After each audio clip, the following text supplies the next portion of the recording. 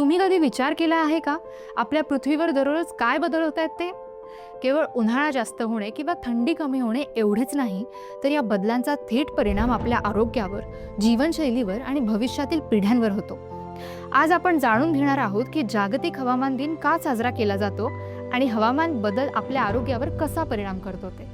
नमस्कार मंडळी, ऐका हो ऐका आपल्या खास मराठी पॉडकास्टमध्ये तुमचं मनपूर्वक स्वागत आहे. दरवर्षी 23 मार्च रोजी जागतिक हवामान दिन साजरा केला जातो.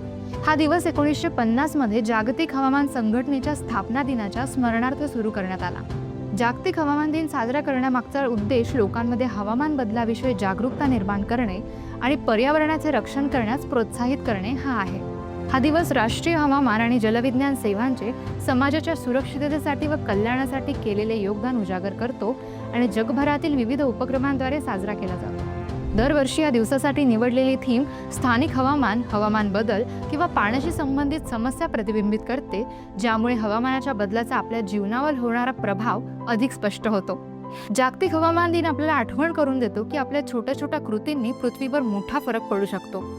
हवामान बदल म्हणजे काय? सोप्या भाषेत सांगायचं झालं तर पृथ्वीच्या हवामानात होणारे दीर्घकालीन बदल होय, जसे की उच्च तापमान, अतिवृष्टी, दुष्काळ आणि वादळं. मानवाच्या क्रियाकलापांमुळे जसे की जंगलतोड आणि कार्बन उत्सर्जन हे बदल आता वेगाने होत आहेत. आपण फक्त म्हणतो उन्हाळा जास्त झाला किंवा थंडी कमी झाली, पण हे बदल आपल्या आरोग्यावर थेट परिणाम करतात. चला तर बघूया नक्की काय परिणाम होऊ शकतात ते. उच्च तापमानामुळे आपले हृदय प्रभावित होऊ शकते. थकवा, डिहायड्रेशन आणि उष्माघाताचा धोकाही वाढतो. तर अतिप्रमाणात थंडी शरीरातील रक्ताभिसरण कमी करून हृदय आणि स्नायूंवर ताण आणते. अचानक बदलणारा पाऊस आणि हवामानातील अस्थिरता सर्दी, संसर्गजन्य आजार आणि मलेरिया किंवा डेंग्यू सारख्या रोगांचा धोका वाढवते.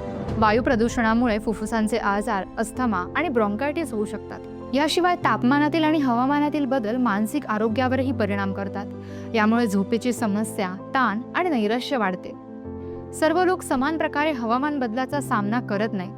लहान मुले, वृद्ध लोक, हृदय किंवा फुफ्फुसाचे आजार असलेले लोक, तसेच ग्रामीण भागातील गरीब लोक यांना या बदलांचा धोका जास्त असतो. त्यामुळे या लोकांना अतिरिक्त काळजी घेणे खूप गरजेचे आहे. चांगली गोष्ट म्हणजे आपण काही सोप्या आणि प्रभावी पावलांनी हवामान बदलाचा त्रास खूप कमी करू शकतो. उच्च तापमानात पुरेसे पाणी प्या, इलेक्ट्रोलाइट्स घ्या, टोपी आणि सनस्क्रीन लावा आणि उष्णतेपासून स्वतःला वाचवा. अत्यंत थंडीत उबदार कपडे घाला, शरीर गरम ठेवा आणि गरम पेय प्यायला विसरू नका. पावसाळ्यात ओले कपडे त्वरित बदला, सुरक्षित ठिकाणी राहा आणि संसर्गजन्य आजार टाळण्यासाठी स्वच्छता पाळा.